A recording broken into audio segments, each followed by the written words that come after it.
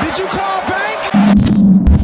I called game. What's up, Pack Nation? It's Pack here. I made a video today talking about the leaks that came out from like Ronnie 2K's little party he had for 2K19. There was one more thing I forgot to mention because I wanted to make a separate video about it, and that was the Lakers player ratings. They already released, or someone already released, all the ratings for all the players for the Lakers.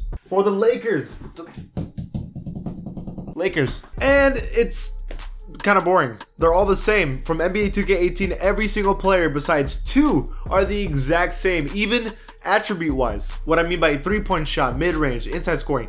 They didn't touch anyone besides two players, which was one we already know. Currently, Bron James is the 97 overall in NBA 2K18, and they already announced in NBA 2K19 he's going to be a 98 overall, so we already knew that one. But let me go one by one with all the players, and I'll tell you who got what. Before I start though, be an OG, subscribe to the channel, and join the Pack Nation.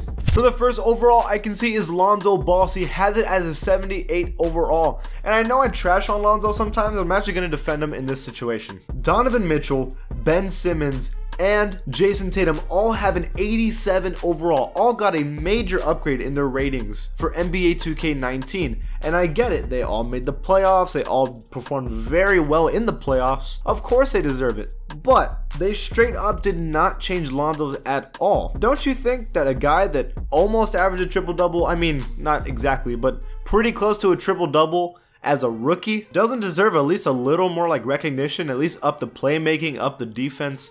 They don't have to up the shooting. I know it's not the greatest, but I mean, come on, 2K. Really? Just only 78? It's kind of messed up. The next player was Josh Hart at a 75 overall, and even though that's pretty close to what he should get, and I know this might not matter to most of you, but he was Summer League MVP. He did a good job in the Summer League. You have to give him credit where credit's due. I'm not talking about a lot. Maybe give him just a +1, like give him something, 2K. So I think he should have been a 76 overall. Next, Lance Stephenson at a 76. I agree with that. The other player that went down was Javale Mcgee from a 77 to a 76. I don't think they really should have lowered his rating. You could make the argument that the only reason he was good is cause he was on the Warriors and they knew how to play with him.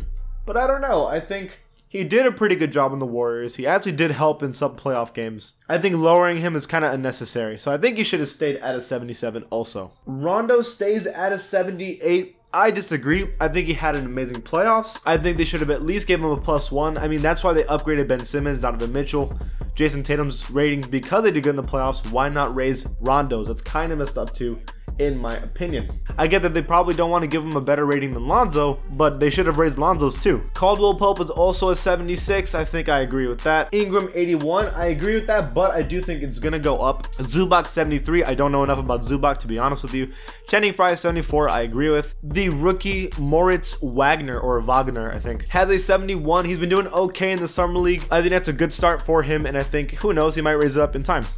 But from my understanding, he is 7'1", not 6'11", so they might need to change that. And then Alex Caruso, which it looks like to be like a 68, I can't tell, which I think is appropriate. That's it for this video, guys. Do you agree with 2K? Leave it in the comments below, and if you like my channel, give it a sub, and I'll see you guys next time. Did you call bank?